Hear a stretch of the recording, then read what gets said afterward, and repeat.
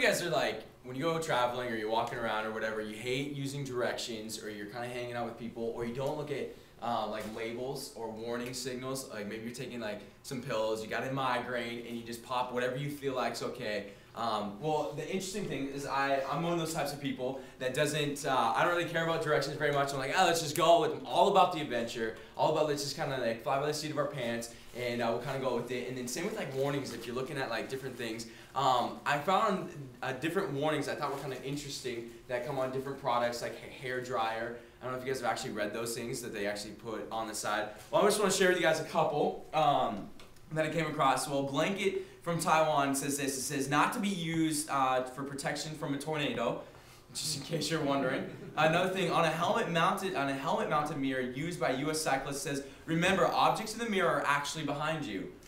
Another one is, in some countries on the bottom of Coke bottles, it says open other end. And on a Sears hairdryer, it says do not use while sleeping. I understand why they put that on there because I had a roommate last semester that did this.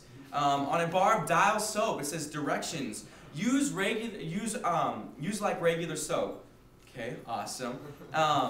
One of the ones that I thought was really interesting, warnings usually come out of somebody actually doing these actions or something happening. This is one on a Swedish chainsaw. It says, do not attempt to stop chainsaw with your hands or your genitals. Okay, awesome. And one of my personal favorites was on a Japanese product used to relieve painful hemorrhoids. It says, lie down on bed and insert pustule slowly up to the projected portion like a sword guard into the anal duct. While inserting pustule for approximately 5 minutes, keep quiet. Okay, awesome. Well, anyway, a lot of times we have different warnings. We have different kind of signs or signals or different things that, like, they're there for a reason. And a lot of times we see these things, and they've been put there because somebody's either done it or I don't know why someone ever tried to stop a chainsaw with different parts of their body, but it's probably happened. And so there it goes. I remember, Jaden can attest to this. I was hanging out last semester with this girl and had a lot of fun, just kind of hanging out. So about 2 months of the hangout stage, and I was like, oh, we're gonna go out on a date. We're gonna do this. And so I take her out. I plan this whole day. It's gonna be awesome. We're going to her favorite restaurant. Then we're gonna go to the Nutcracker, and then we're gonna kind of chill and stuff. FYI, I would never take a girl to the Nutcracker again in my life. It was the worst experience ever. Anyway, so we're going, and I'm picking her up. It's like 5 o'clock. We have reservations.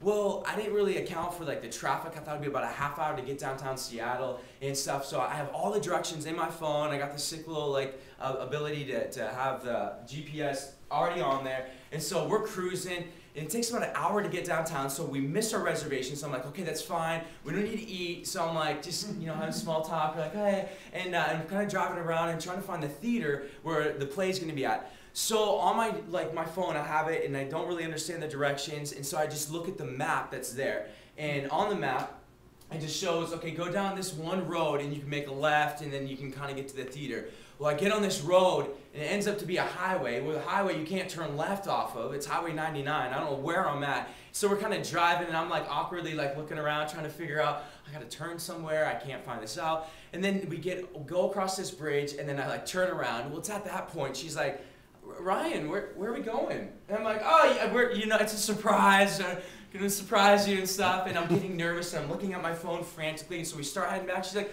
are we lost? And I'm like, no, of course you're not lost. I know where we're at. And the cool thing about my car is like every time we come to a stoplight or a stop sign, it starts smoking. And so here I am trying to impress this girl, and my car is kind of smoking every time we slow down. And so I want to like awkwardly have conversation with her so she doesn't recognize the smoke that's coming out of the vehicle. And so we're lost in this area. And so all that to say is we got to a place where I was so frustrated, and I was like, all right, I need help. I was like, all right, this is where we need to go. We're going to go to the theater, hit up the Nutcracker, help us out. How do I get there? And so a lot of times, well, she helped me out, got us there. But a lot of times in our life, we don't want to admit that we need help. We don't want to admit that, you know what, I can do it on my own. I got it all figured out, and I'm just going to kind of go for it. And me as a man, and a lot of us I think can attest to this, that we don't want to admit the fact that, you know what, sometimes we need a little bit of help with people coming alongside of us. We need a little bit of a guiding. And so that's one of the things I look at, you know, you might not be familiar with the Bible. You might not be familiar with what it's about. It might just be a book that hangs out on your shelf at grandma's house. But the Bible for my life has been something that has been an agent of help, has been something that I can be able to turn to, has been that guide. When I don't really know where to go in life, I don't know the direction in which I should take sometimes, I have the availability to kind of go to this thing, which brings about help. And so today we're going to do just that. We're going to go to the Bible and look at an individual, a man, by the name of Saul. And this is a dude that hated Christians.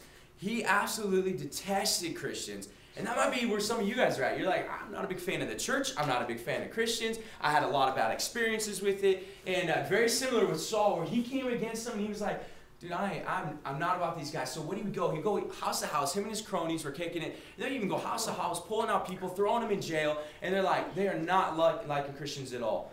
And so in this portion of this story, there's Saul. He's going to this place called Damascus, and he's just kicking it on the road. Him and his boys are just chilling. They're cruising along, and they're going to Damascus, and they're going to do the same thing. They're going to go start pounding on some Christians just because they did not like them and what they stood for. And so he goes and he's going along on this road, and then all of a sudden this huge bright light comes out of nowhere. And then Saul, this dude's like, whoa, what is going on? And then this voice out of this bright light says this. It says, Saul, Saul, why do you persecute me? Why are you coming against me? Why are you jacking up my people? This voice comes out of nowhere. And then so Saul's like, whoa, who are you? What is this? Lord, is that you? And then the voice comes back in. It says, I am Jesus, who you are persecuting. It says, now get up and go into the city and where you'll be told what to do.